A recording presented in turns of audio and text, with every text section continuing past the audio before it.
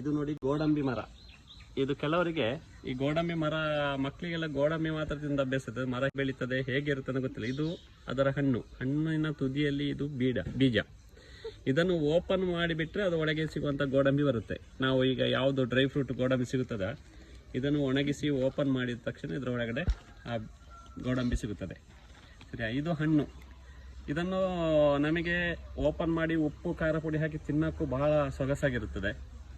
ಹಾಗೆ ಮತ್ತೆ ಇದನ್ನು ಒಂದು ಡ್ರಮ್ಮಲ್ಲಿ ಹಾಕಿಟ್ಟು ಒಂದು 10 ದಿವಸ ಆದ ಮೇಲೆ ಇದರಿಂದ ಬಟ್ಟೆ ಇಳಿಸುವಿಕೆ ಮಾಡಿ ಸರಾಯಿ ಕೂಡ ತಯಾರು ಮಾಡೋಕ್ಕಾಗ್ತದೆ. ಅದು ತುಂಬ ಆರೋಗ್ಯಕ್ಕೆ ಹಿತವಾದಂಥ ಸರಾಯಿ ಆಗ್ತದೆ. ಈ ಹೊರಗಡೆ ಕೆಮಿಕಲ್ ಮಿಕ್ಸ್ ಮಾಡಿ ಸಿಗುವಂಥದ್ರಿಂದ ಆರೋಗ್ಯವಾಗಿರ್ತದೆ. ನಮ್ಮ ಮನೆಯಲ್ಲೇ ಮಾಡಿ ಇದನ್ನು ಕುಡಿಯೋಕ್ಕಾಗ್ತದೆ. ಇದು ಮತ್ತು ಬಾಣಂತಿ ಹೆಂಗಸರುಗಳಿಗೆ ಈ ಸರಾಯಿ ಕೊಟ್ಟರೆ ತುಂಬ ಒಳ್ಳೆಯದು ಅಂತ ಹೇಳ್ತಾರೆ.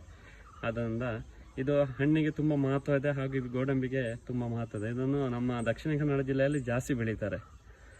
ಹಾಗೆ ಸರ್. ಈಗ ರೇಟ್ ಹೆಂಗಿದೆ ಅದಕ್ಕೆಲ್ಲ? ಇದಕ್ಕೆ ಈಗ 200 ರೂಪಾಯಿ ಇದೆ ಕೆಜಿಗೆ. ಹೌದು.